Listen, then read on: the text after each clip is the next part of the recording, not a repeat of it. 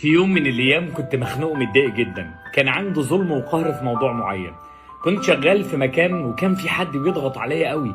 كان سبب انه يضايق عليا لقمة عيشي. كان يعني بيحاول يبعدني عن الشغل باي شكل. وفي اليوم ده ما انكرش عليكم كنت محبط ومخنوق ومتضايق، وقررت ان انا اروح لاقرب 2 اصحابي قريبين مني بشكي لهم واحكي لهم وافضفض معاهم، وهم كمان كانوا زيي، كانوا مخنوقين ومتضايقين، كان عندهم مشاكل جبال.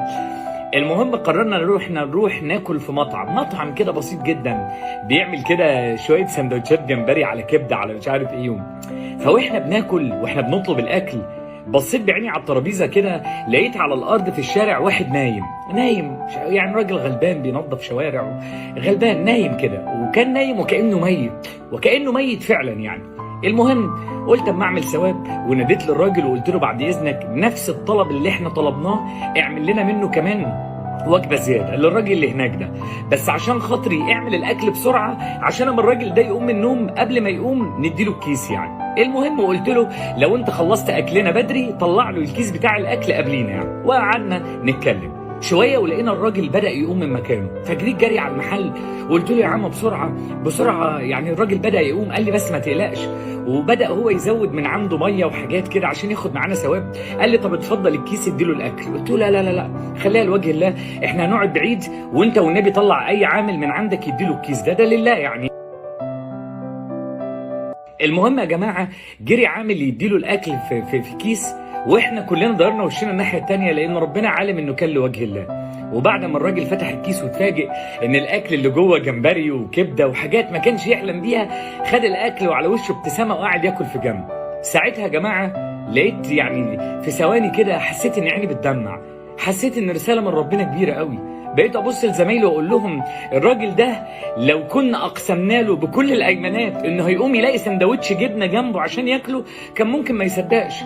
تخيل انه هو نايم وهو مغمض عينه كده، الكون كله بيتحرك قدامه كله. انا بجري وزمايلي قالوا لي هنشارك معاك في الثواب، والمحل حط له ترشي وحط له ميه زياده، وكل الكوكب بيتحرك عشان نجري نديله الكيس، وكمان ندار وشنا بعيد عنه عشان الثواب يقبل عند ربنا سبحانه وتعالى.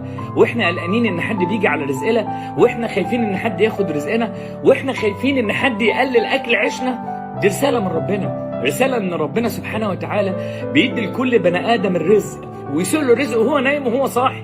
تخيل والدنيا مهدوده تلاقي ربنا بيسوق لك الرزق في عز الظلم وعز ما الناس بتكرهك، وعز ما في ضغوط، وعز ما انت نايم بالليل انت شايف انها مش هتفرج، هي بتتحل عشانك. ساعتها اتيقنت من قاعده مهمه قوي ان انا مش هخاف، مش هقلق، مش هتضايق. اليوم اللي احس فيه بوجع وان انا يعني الدنيا بتضيق عليا هكون مطمن ان ربنا بيكتب لي حاجه كويسه، مطمن ان ربنا بيسير لي الدنيا كلها، مطمن ان ربنا يجعل ضر الناس ليا منفعه، يسير لي هواه وجنوده ورياحه وناسه عشان يكبر بخاطري. اوعى تخاف وتأكد ان ربنا سبحانه وتعالى بيحرك لك كل الكوكب ده عشانك، وتأكد ان السلاح الوحيد اللي تقدر تكمل بيه كل الايام الجايه انك ما تخافش، لمجرد بس ان انت عارف ان ربنا معاك، لمجرد بس انك مطمن انه جنبك، لمجرد بس ان عارف ان ربنا بيحبك، لمجرد انه بيسوق ليك الرزق.